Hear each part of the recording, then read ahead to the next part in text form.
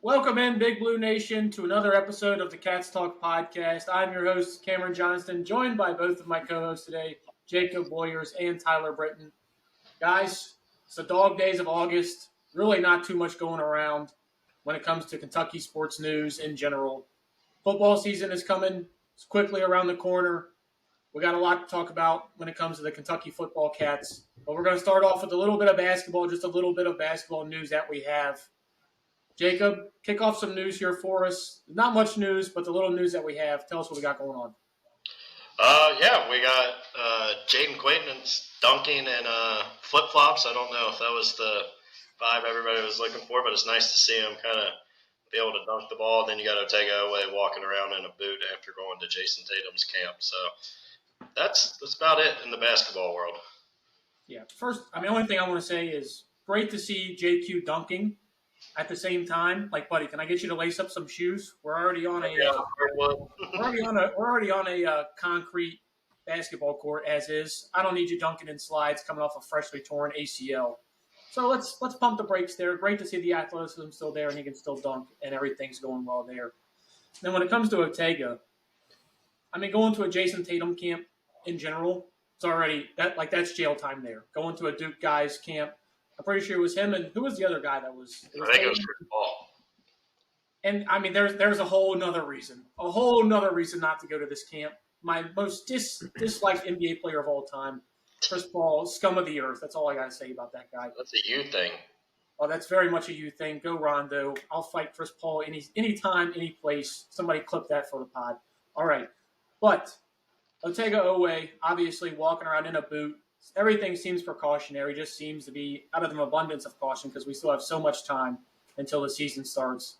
Just want to see if any of you guys were reading a little bit more into that or just seeing the same thing that I was. Yeah, I'm not reading too much into it, Cam. We're, 4 months away from the start of the season. Everybody, they said he hurt his toe. Sounds like just a precautionary thing. I wouldn't think too much about it one way or another. I think by the time November rolls around, he'll be ready to go. Yeah, I completely agree with you. I just, it obviously scares you a little bit just seeing it because, you hadn't really heard anything about it until the picture started surfacing. And, I'm terrible with AI and ChatGPT. So, you see stuff like that, you're like, is it real? You have JQ in the back dunking in slides. There's a whole lot going on and just trying to figure out what was real and what wasn't. Obviously, he is going around in that boot.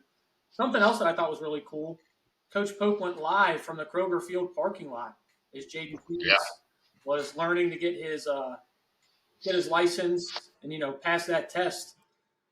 I'm not trying to rat anybody out. I mentioned to you guys off air some things I had seen previously. I'm not going to say it here, but you guys know what I'm talking about. What do you guys think about this team camaraderie? The entire team was out there for this. Maybe they had just gotten the workout in on Kroger Field, something of that nature. And doing this, having your whole team there to support you. What do you guys think about that camaraderie that's already building this early in the offseason? I think we're going to see it pretty much all throughout Pope's tenure. I think it just kind of starts with his personality from the top down, and I just think, it makes these guys kind of be much more involved and invested with everybody else. Not to say, teams in the past haven't had good camaraderie because, you see how close those early Cal teams were together. But I just think Pope's personality makes it to where they all kind of get excited to support each other, and you'll see it on and off the court. Yeah, it's nice to see someone who actually gets it, too. You're talking about Mark Pope, a former player himself, and, he was one of those guys, too. So I think he really gets it. I think he builds the culture from the top down there. It's really cool to see what he did last year with players and, what we're seeing in year 2 now with a full year under the program. So interested to see how this program continues to grow. Maybe it becomes better than the Calipari era. I don't know. I hope so. That'll get you a title, good amount of Final Fours, a lot of draft picks. So from your lips to God's ears, Tom. But guys, how do you think he did in the driving test in general? What do you think? JQ's a big guy, got to fit into a smaller car, I'm sure. That's not the most convenient squeeze there. We thinking JQ's a good driver? What are we thinking?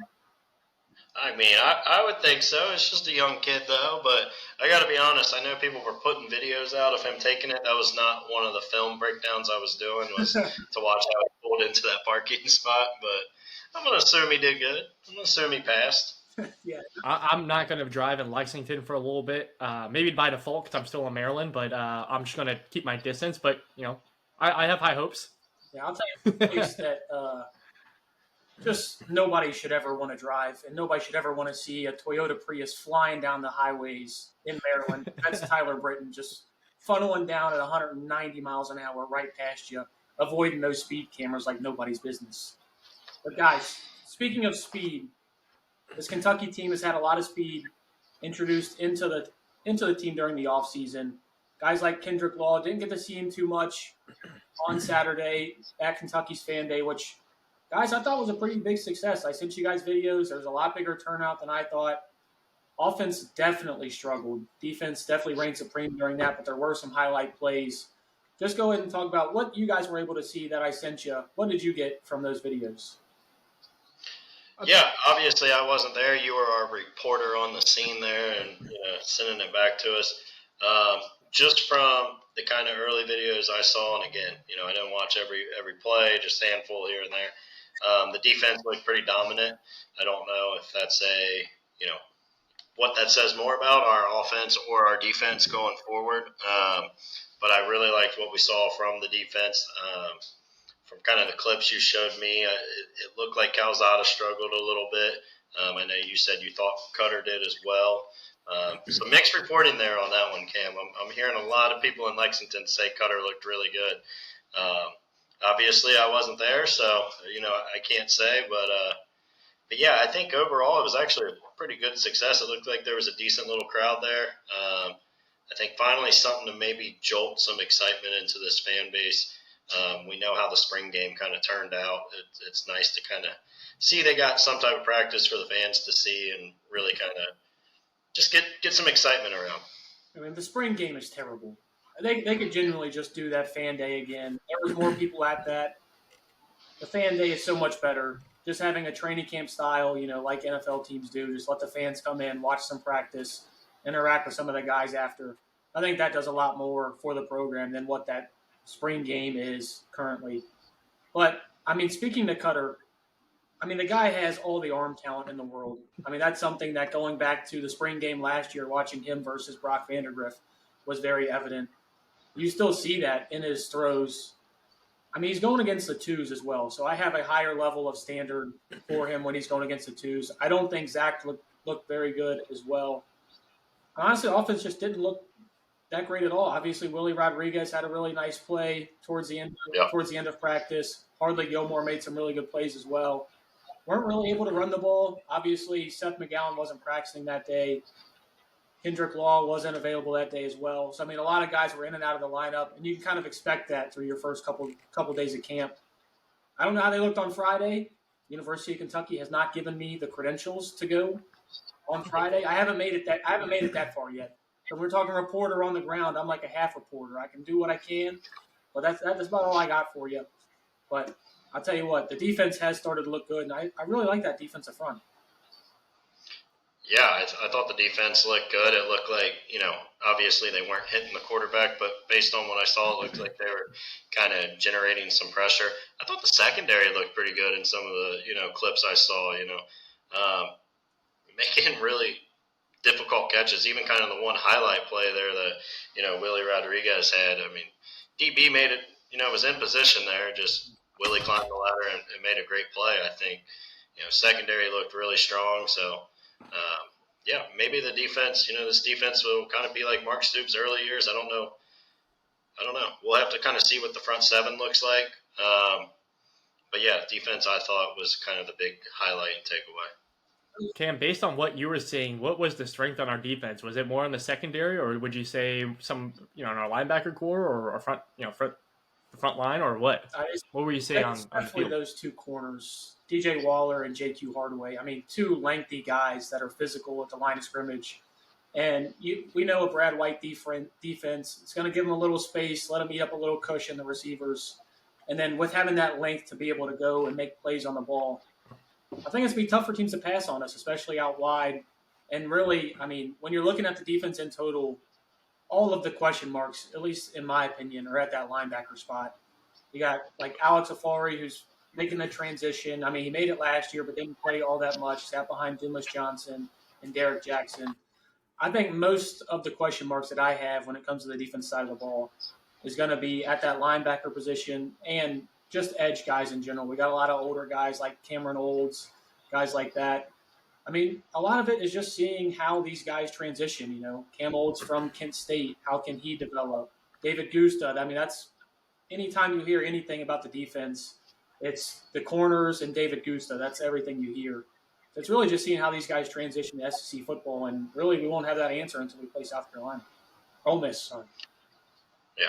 And, I mentioned in the videos, you said it looked like they were generating a good amount of pressure, but what were kind of your takeaways on the front four? Like, because we know Brad White's not going to be a guy that blitzes. Do you think from what you saw, we got the four guys that kind of generate some pass rush?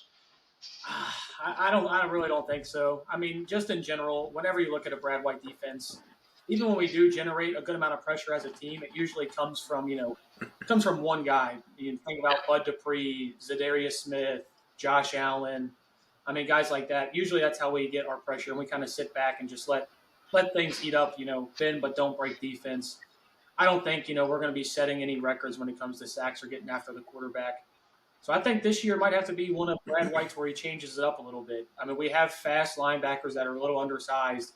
Maybe get them in some, get them in some zone schemes where we can actually, gap blitz, do stuff like that, have them coming off the edge.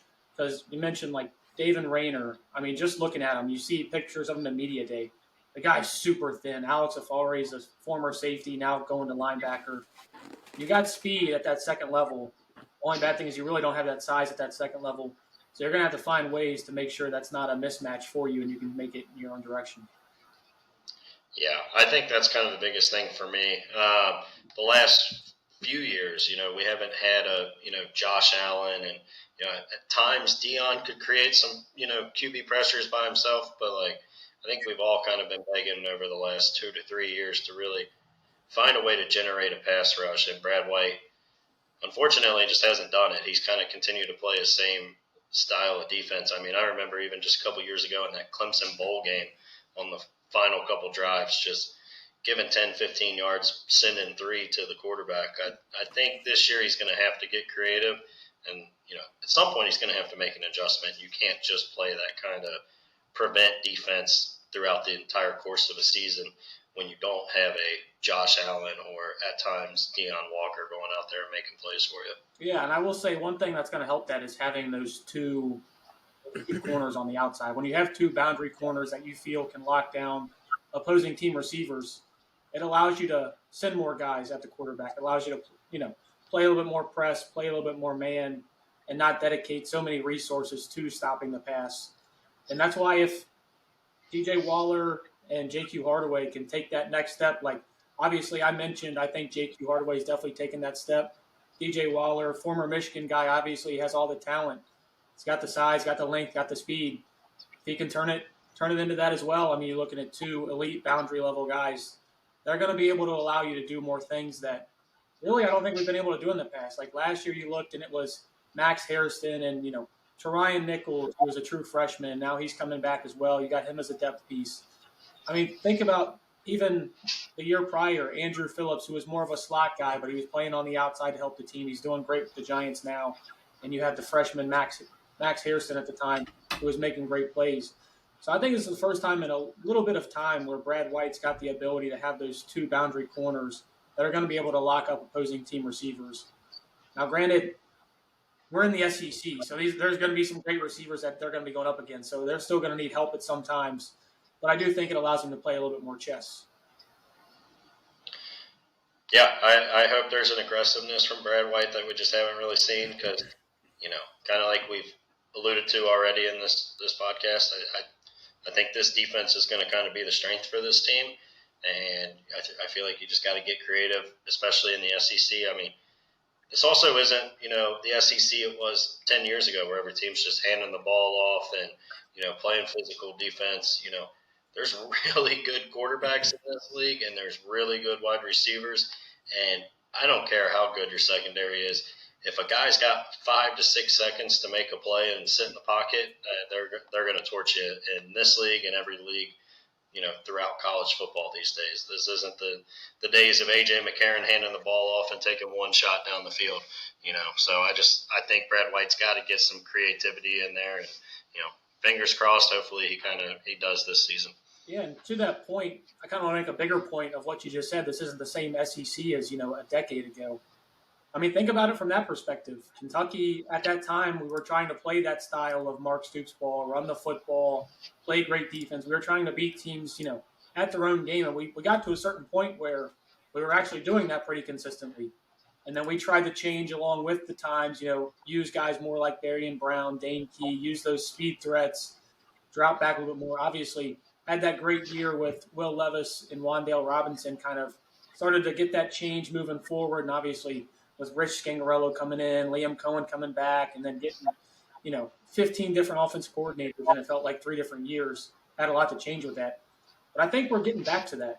And, I was going to mention that a little later. One of my bolder predictions is going to be how good I think Seth McGowan is going to be. I think that's the recipe for Kentucky this year is chew the clock. Obviously, we talked about Bush's comments about how he thinks this is going to be back to the big blue wall. They have to be for this team to be good. For them to get the wins that they're looking to get, make a bowl game, that offensive line has to be good. And I do think we have the talent at running back to be able to make it happen. And then you're really just asking Calzada, hey, listen, no mistakes, make some big plays when we need them. And you mentioned A.J. McCarron doing that perfectly, letting him be a 3-time BCS national champion. So let's do something like that. Yeah. I mean, when you're, the less talented team, which I think in, if not all, but most SEC games you will be. Every SEC game they will probably. Yeah, you can't. I mean, there's a world you're more talented than Vandy. I don't think they're going to be as good this year. But point stands, like, you have to limit the possessions of the game. I think we kind of all know that. And that's Mark Stoops' style. So I just think defensively we're going to have to find a way to generate some turnovers because I think this offense is going to occasionally turn the ball over. And I just think, as few possessions as possible throughout the games is going to be what gives Kentucky kind of the best chance to pull an upset against, Ole Miss, South Carolina, or even Texas.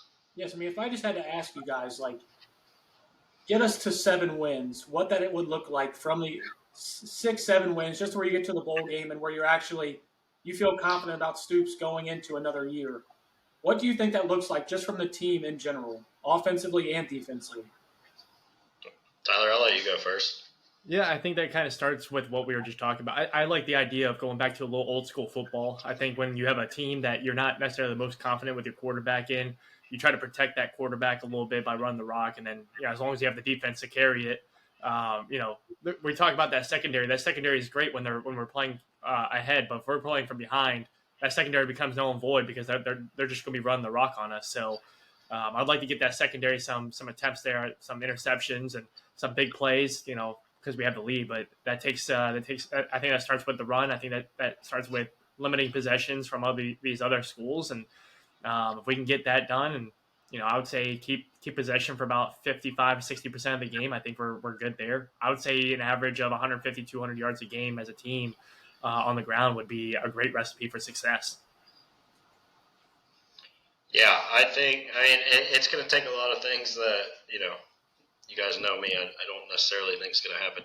Zach Calzada is going to have to exceed my expectations. You're going to, again, limit possessions, run the football. Let me stop you there. What are your expectations for Zach Calzada? I made my bold prediction. By the time Tennessee rolls in here, we're going to see Cutter on the field. I don't. This is going to sound harsh, but I just don't really have a ton of expectations about the 25-year-old on his 5th stop. He's got some athleticism. He can obviously make some plays, but can also see him making some mistakes that I think that are going to cost you football games. But to your point of what do I think this team needs to do to win 6 or 7 games, I think he's going to even with the mistakes, he's going to have to find ways to make big-time plays. And that's something that, he can do. We just got to kind of see if he can do it at this level still. But I think he's going to have to be better. You're going to have to run the football pretty well, limit the turnovers, and then like we've talked about with the defense, I think they're going to have to find a way to generate some type of pass rush, whether it's from, disguising blitz, whatever you want to do, but they're going to have to find some way to get after these quarterbacks because, this might be some of the best quarterback play we've seen in the SEC, and that's coming up on our schedule. So I think we're going to have to get after the QB. And again, I've talked about it. I don't think this schedule is as tough as people act like because I think some of these teams are overrated. So if you can get solid QB play and have a solid defense, there is a path for this team to go win 6 games. Yeah, and I kind of want to have that Zach Calzada conversation just a little bit more in depth. When it comes to, I just want to set expectations for him going into the year. That way, because obviously with Brock, we really had no idea. We hadn't seen him play much football at all. We've seen Zach Calzada play a lot of football. Played football in the SEC with Texas A&M and Auburn, and then played 2 years at Incarnate Word. More what I'm asking from you, Jacob, is where would you feel comfortable with Zach Calzada? Because obviously, we kind of have that lottery ticket with Cutter Boley, and that he has that big arm and just that huge upside that you're looking for. But what would it take from Zach Calzada? Let's just say through the first 3 games from him, what would it take from him for you to be able to feel comfortable with him riding through the rest of the year? Yeah, I think it's tough because I don't want to put strictly numbers on it, right? I think we all watch enough football where you can say, just because a guy goes and throws for 250 yards, there's a lot of different factors that kind of go into it. I want to kind of see the accuracy and decision making that I haven't seen.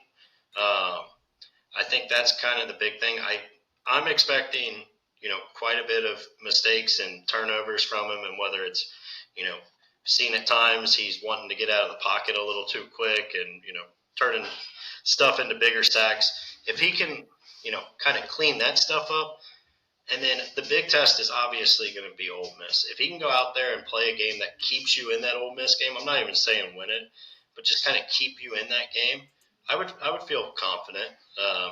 Now, if he goes out there and it looks anything like we saw from Brock against South Carolina last year, I'm going to have a little bit of a different take. Let's put it this way: if we're blocking like we did against South Carolina, against this Ole Miss front who's lost like Princely, Uman Lealon, and Walter Nolan. If we're blocking like that against guys who have lost NFL talent, we're going to have a lot bigger problems, and Zach might retire before the end of the season, kind of like Brock did. And I don't need that happening twice. I don't think that still gets – I know we've talked about it plenty on this podcast. It's not a quarterback retired while he still has eligibility, and he's like, no, I just want to go in the real world, creates a LinkedIn, and go gets a real job. That is insane to me, and that is not nearly talked about enough. And real quick, I do want to continue to say I don't think Zach Calzada is going to be awful, right? No, I'm not saying that. My point has always kind of been when I said we're going to have him benched by the Tennessee game is because I think you're going to be 2-4 with your only 2 wins being over Toledo along with Eastern Michigan. I drew a blank there, yeah. But the point, I think he's probably going to be a very slightly below average quarterback, I think, in this league. Now, again, if he exceeds my expectation and he can play a top, 7 quarterback in this SEC, then, that would be something that obviously would exceed my expectations. I just think, he's a slightly below average quarterback. I think you're kind of seeing it with a lot of the rankings, of SEC quarterbacks. He's coming in at 15th or 16th in just about every ranking. But again, I don't think he's awful or probably be the worst quarterback we've ever seen at this school because there's been some bad ones. But I just think a little below average quarterback, you're not going to have a very good record. That's going to be where, again, Stoops is going to look at it and say, I need to make a change and, do something to try to fire this fan base up. Let me put in the true sophomore that's 19 years old and, see if we can get hot. Yeah, and I agree with you to an extent, but think about some of those Stoops teams that really started to turn the corner for the program. I mean, those were teams that were led by like Steven Johnson. Don't get me wrong. I think Steven Johnson incredibly spot on. If Zach Calzada is Steven Johnson, then yes, he would exceed my expectation, and then that's a path to win 6 or 7 games. So I think that's a good benchmark to say like what would exceed expectations. Yeah, I think that's what I'm looking for. Even like Terry Wilson, wasn't a huge Terry Wilson fan, but just somebody who gives you that ability to pick up a first down with his legs, not make too many mistakes, be able to complete deep balls. Like, I mean, Steven Johnson's deep ball, probably the best deep ball we've had since Stoops has been here.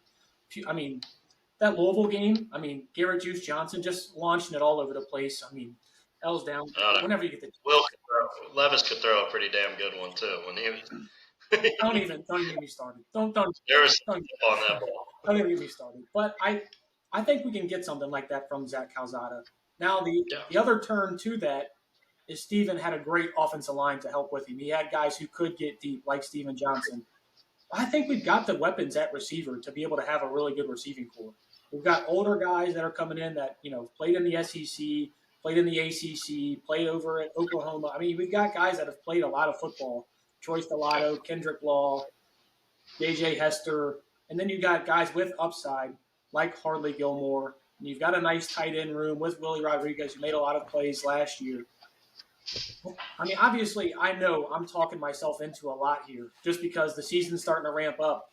But I can see a world where this is a pretty good offense. It's really just depending on, does the defense create some turnovers? Do we have a season where we win the turnover battle? I think it's been a couple of years since we've won the turnover battle just in general. And I think that's going to be something we're going to have to really look forward to. Yeah, and real quick on the receivers point, you probably don't have like a Wandell, in this group. But I would think just kind of on paper preseason, like this receiving core is probably as deep as one Stoops ever had here. So I think top to bottom, there's a lot of different guys that can make plays. You're in a position where if a guy gets hurt, I don't think it's the end of the world. You got a lot of options to go there. So it may not have the, elite star power that, we have occasionally seen from a Lynn Bowden or a Wandell, but I think you got a lot of very solid options and as deep as it's been. Yeah, I mean, I listened to an interview with LaDainian Washington, the Kentucky receivers coach. He's talking about right now, like if the season were to start today, he feels comfortable going 8 deep at receiver. Yeah. When's the last time you've seen any sort of Kentucky team that felt good going 8 deep? I mean, last time I remember, we were bringing guys from the Iowa basketball team, if you remember Wagner, just throwing it up, letting them get PI or coming down with a touchdown in the red zone. So, I mean, that's what we were looking for in the past. And of all those guys that I mentioned, I don't know how neither one of you called me out on. I didn't even say Jamori Macklin, who obviously was great down the stretch, and we're expecting lots from here this year. Yeah. Yeah, I mean, he's obviously the one that, can be kind of, I don't want to say elite, but, can be a high-level wide receiver. But, he's obviously wide receiver 1 in my opinion. But, yeah, I just think, to your point, 8 guys, I mean, the only time I've ever said the words Kentucky and 8 deep, it's on the basketball court. So I would be ecstatic. Yeah, I completely agree with you there. And I'm telling you, if we can keep Hardly Gilmore just in line, just keep him in line, get the off the field things situated. It seems like he's he just turned 18 not too long ago. So obviously playing in the SEC as a 17-year-old, giving all that freedom in the world, and obviously the team had character issues last year. I think that's been widely addressed, not having, leaders necessarily to take him under his wing. You can keep him lined in, man. I'm telling you, I think we got something special on our hands. Absolutely. Tyler, you got anything to add to this conversation? Yeah. I think we kind of talked. I'll go off you Warriors here. For my expectations here for Zach, just to kind of spitball here for what we can see as a successful offense, I would say about 150 yards, 150, 200 yards a game would be ecstatic. But as long as he limits that turnovers to 1 every other game, I mean, I know that sounds like egregious. We don't ever want an interception or turnover period, but I think that was a difference between what last year was and what this year was. And I just felt like it was when in a panic mode. I think it was just throwing the ball out there, trying to make a play, trying to be superhero, and it wasn't working. We don't have Johnny Manziel on our team. We had Brock Vandergriff. I think we just need someone that can get rid of the ball and live to play another down and keep those third shorts manageable, so that way we can get those first downs and keep the chains moving.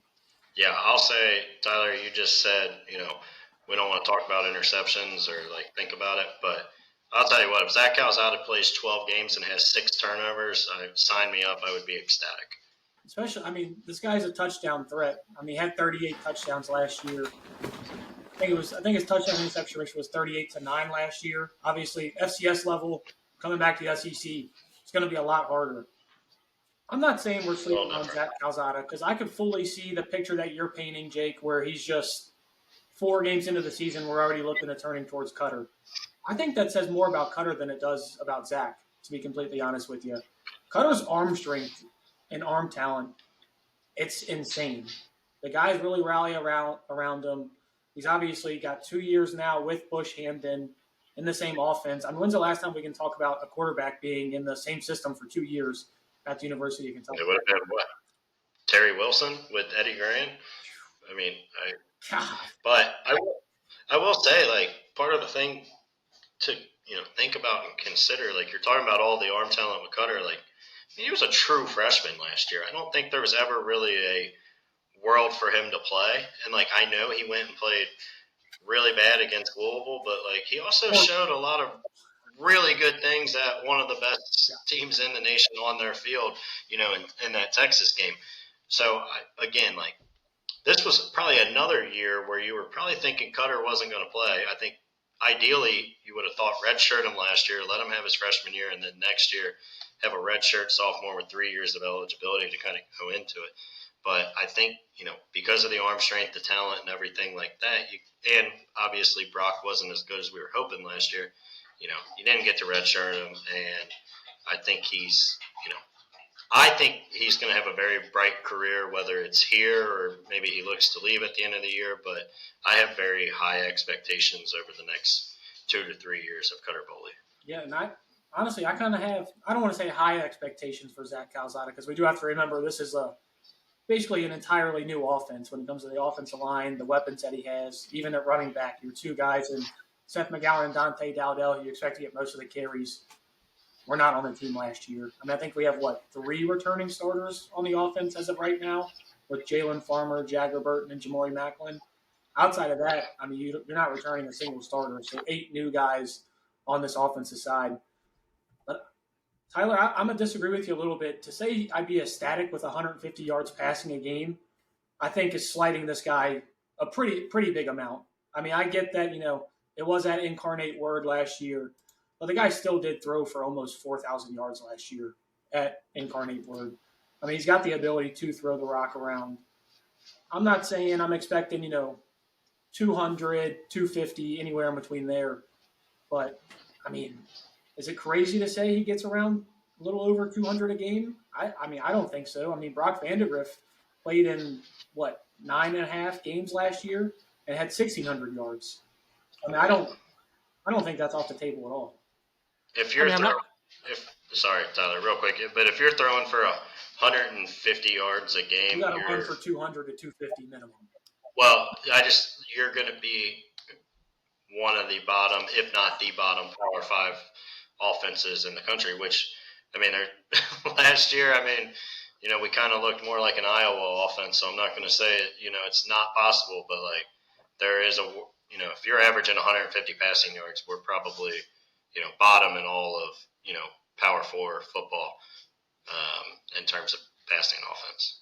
I'm not disagreeing with your guys' points in the sense of I would love to have an Arch Manning type play where he can throw, a crap ton of yards and limit the turnovers at the same time. I would love that. But they also have other parts on their teams that help them be that much better. We don't have a Julio Jones type player on our team right now. I'm not saying we don't have solid football players, but I think that's more so why I think you protect the quarterback position. If the identity of the football team is defense, and then you complement it with a run game, and all you're asking your quarterback to do is be more so like an A.J. McCarron type game manager, I'm not looking for him to throw for 200 plus yards a game. I just need him to keep it within around the 150 yard mark. You keep that run game around 150, 200 yards a game.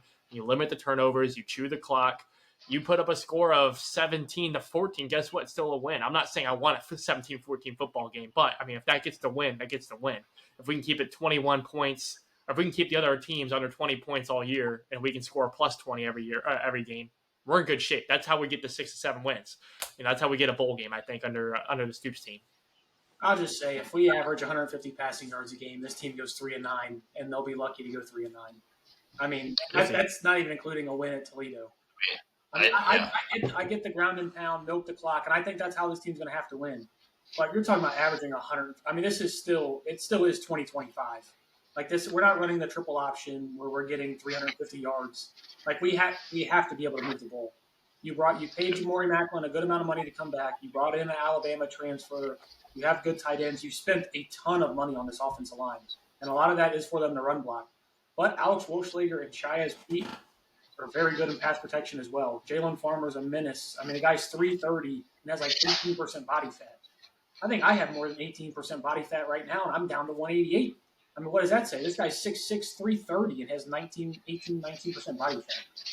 I don't think there's a world in which this Kentucky team can be successful, or is like the words you used, I would be ecstatic for 150 yards passing. I think that's setting up for 3-9, if not a 2-10 season.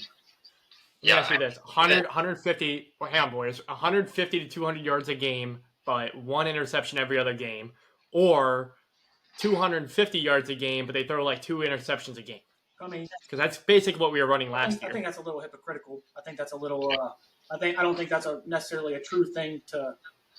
I think that's just. I would also just say both of those are just bad quarterback play. Yeah. But you could say would you rather get an F on a test or a D minus? Not either one of them is very ideal. But real quick, Tyler, I want to say because I brought him up too. A.J. McCarron, the guy we kind of look at as your prototypical game manager in college. I mean, so what are we talking about? Yeah, this was also 12 years ago when college football was different. He still, every year he started, averaged over 200 passing yards a game, right? So, there is a world, in his senior year he averaged 235. Even as a game manager, you still need to throw the football and throw it in this league. And I think the whole point of having a ground and pound offense is to be able to take those deep shots, be able to run out of play action, be able to get deep throws across the middle. So I'm not saying – now if you said he's only throwing the ball 20 times a game, okay, sure, I can be fine with that. But I'm also wanting to take deep shots with that. If the running game's actually working, that's the time to take those deep shots.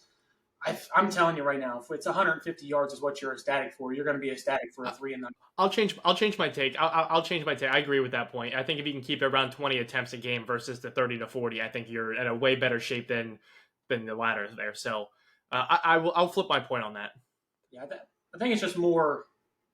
It's more worried about the attempts rather than the yards per game. Because like Jake mentioned, there are going to be games where the offense isn't on the field that much because the defense turns it over to them 3 times and you get the ball inside the 20, and all of a sudden you just score 3 touchdowns. So it's going to vary game to game. But I mean, I think I'm cool with anything right at 200, a little bit higher, because I texted you guys yesterday. I was like, I don't know if we can find a prop bet for it.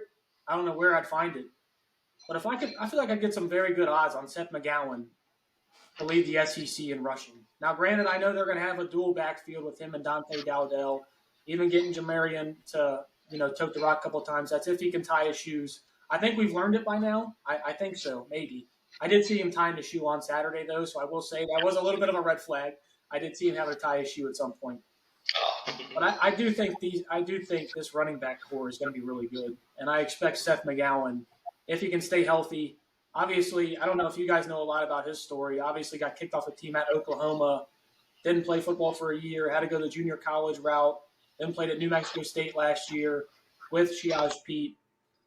I mean, if you watch this guy at Oklahoma, this guy, granted, that was 2020, and Creed Humphrey was blocking for him, who is now the highest paid center in the league, and he's been in the league for 5 years. So it was a while ago. But he played against Texas A&M in one game, averaged 5.8 a carry. I think that's still in there somewhere, man. I mean, he played really good with New Mexico State last year. I think it's in there, just whether we can tap into it or not. Yeah, I mean, he's definitely going to have opportunities. I think all 3 of those running backs are going to kind of have opportunities to show for it. And, we all expect the offensive line to be better than it was last year. How much better we'll kind of see. But, part of that is that they can't be worse. But I think all of those running backs are going to kind of have the opportunity to really, kind of get back to that explosiveness that we've seen. And, I do kind of like, obviously, we're kind of back to the early Stoops years of having an explosive back and then also kind of your third down, go get 2 or 3 yards kind of back. So it's nice to kind of see that balance back there. Boom Williams action back, baby. Yeah. Boom and Benny action back. I love it. Yeah, it's nice, I think, to have that kind of that mix and match, and then you can also bring in, obviously, Wilcox here and there for even a little more explosiveness. So I think they'll have a really good kind of spread between 3 running backs, and I think all 3 of them are going to have very good opportunities, and I do expect the running game to be significantly better this year. Let's just think about how many goal line, 4th and 1, 4th and 2, 3rd and 1, short yardage areas where we were just horrible at last year. That cost us 2 to 3 games. Think about how much Dowdell is going to be able to help improve that. I know Nebraska hated to lose this guy last year. This dude had 12 touchdowns last year, and we're talking about him possibly being your running back 2 and just your short yardage back. I think this backfield can be really, really good. Correct me if I'm wrong. I think this is kind of what we were expecting last year when we got the transfer in from Ohio State last year. Is we were kind of expecting a 1-2-3 punch, but we never got it. Kind of excited to see what we'll have this year with it. And I think last year we had the unknown of Chip Trainum. He was anytime you get a transfer from Ohio State who was playing behind at that time, Quinshon Junkins and Travion Henderson was the only reason he wasn't playing. You get a little excited. But I think these 2 guys clear the 2 we had last year. And I love Demi Sumo Karnbay. That was one of my favorite players. He just showed up to work every day and brought it.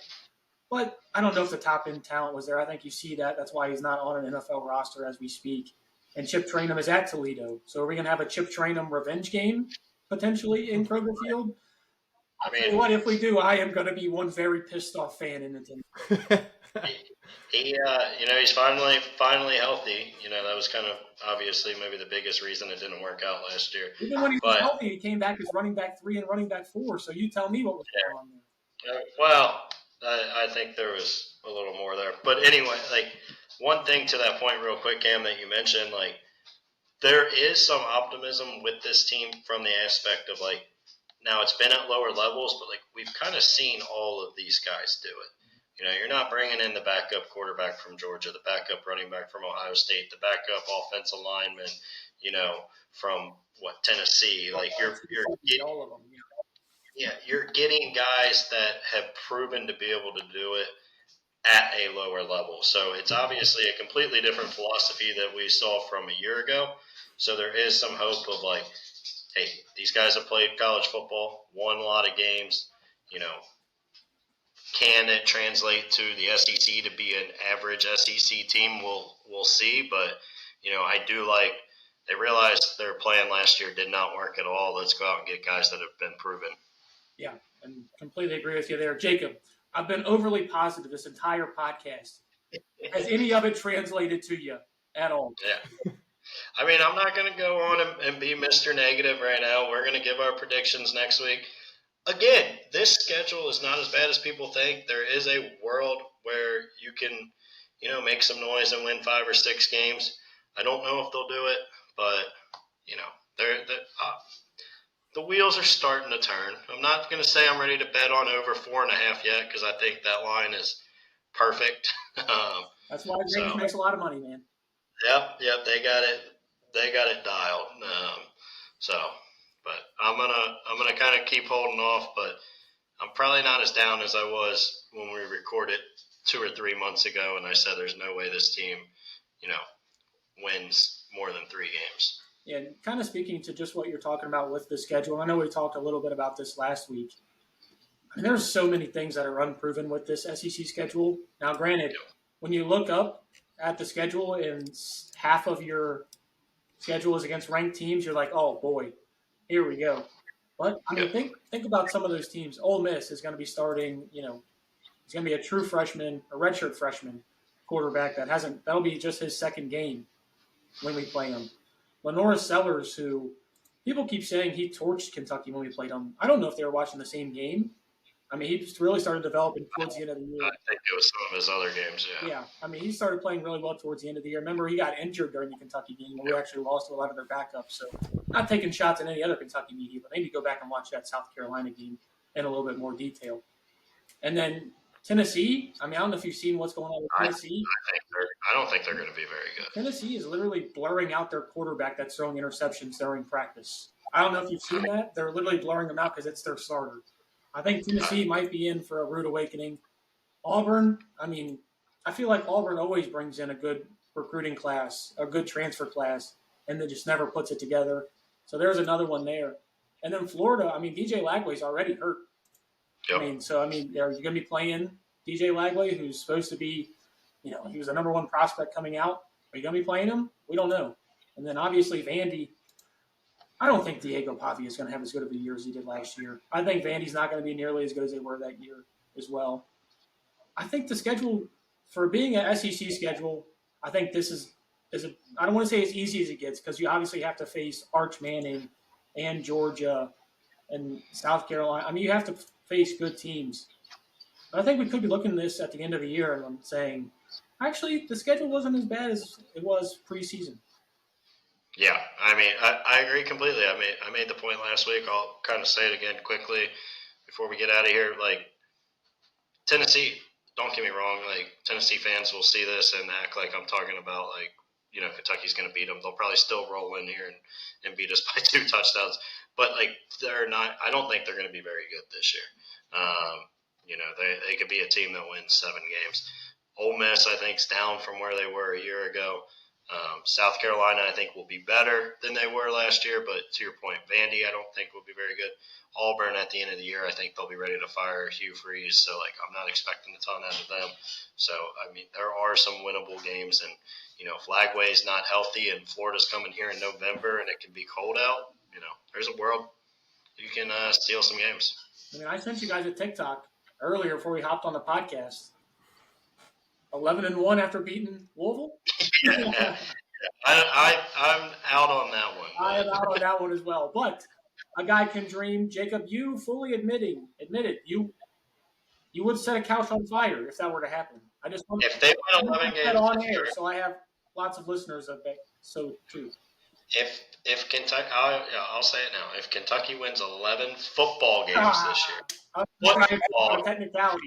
Kentucky wins 11 football games this season, I will burn a couch. Will you burn your own couch? The one that you have in your living room right now?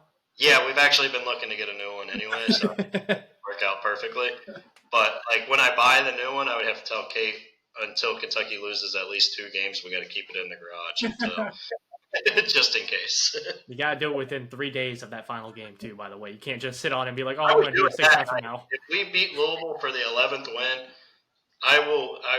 We're loading that couch up into my truck, and we're heading straight down. No, I'm doing it in my backyard. Everybody's welcome to come. I'm going to get the cops called on me. I'll have like 300 people here. I will not. I will have that couch on fire in my backyard. Can we invite the big dog after? Absolutely. All right, Tyler, you got anything for us to wrap it up here? We started. I mean, look at this. Who would have guessed? Look at us. We got Jacob over here with a smile on his face talking about Kentucky football. This has been something I've been working for months. I finally got him there. He's not saying anything about the wins that he's expecting, but he's not dreading coming into this pod every week to talk about this football team. So I count that as a win. At the end of the day, man, it's football season. I'm gonna get excited. I watched our Bengals the first quarter there. It's here, and I'm ready to go. And until we start 2-4, I'm going to be very excited. Yeah, it's very exciting to have football back in our lives. It feels like we've gone just months of just misery without it. At least in my world, I miss it. So it's back. We're excited. Borders is excited. That makes all of us excited. I hope you guys were excited. Cam, take it away. All right, guys, that's in the books. Another episode of the Cats Talk podcast. We are going to be back next Thursday with our schedule predictions and preview for the season. Little Birdie told me Jacob might be 11 wins. I don't know. Maybe, I don't know. But yeah, subscribe to us on YouTube, on Spotify, Amazon Music, wherever you get your podcasts. We're on those platforms. And follow us on TikTok, on the X. Jake's doing great work over there, and on the Instagram as well. That's all we got for this week. Schedule preview next week. Go Big Blue. Go Big Blue.